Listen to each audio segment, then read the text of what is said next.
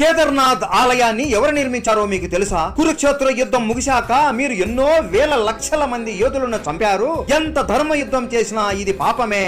ఈ పాపాలని పోగొట్టుకోవడం కోసం వెళ్లి శివుడిని దర్శించుకోండి అని శ్రీకృష్ణుడు చెబుతాడు. దాంతో పాండవులు కాశీకి ప్రయాణిస్తారు. కానీ కృపాచార్యుడు లాంటి వాళ్ళని అధర్మంగా చంపినందుకు శివుడికి పాండవులని కలవడానికి ఇష్టం ఉండదు. అందుకే ఒక ఎద్దు రూపంలోకి మారి హిమాలయాలకు వెళ్లిపోతాడు. అది గమనించిన పాండవులు ఆ ఎద్దు వెనకాలే వెళుతూ ఉంటారు. శివుడు కోపంతో ఇక వీళ్ళు నన్ను వదిలేలా లేరు అని శివుడు ఆ ఎద్దు రూపంలోనే భూమిలోకి వెళ్లిపోతూ ఉండగా భీముడు పరిగెత్తుకుంటూ వెళ్లి ఎద్దు వెన్నుపూస అయిన మూపురాన్ని గట్టిగా లాగుతాడు. దాంతో శివుడు అంతర్ధానం అయిపోయి ఒక శివలింగం రూపంలోకి మారిపోతాడు. ఆ చోటనే పాండవులు ఆ శివలింగానికి ఒక మందిరాన్ని నిర్మిస్తారు. ఆ ఆలయమే మన కేదార్నాథ్ ఆలయము. ఇప్పటికీ కూడా ఆ శివలింగం ఒక ఎద్దు మూపురం రూపంలోనే ఉంటుంది. మీరు ఎప్పుడైనా ఇక్కడికి వెళ్ళారా? కామెంట్ చేయండి. హర హర మహాదేవ్.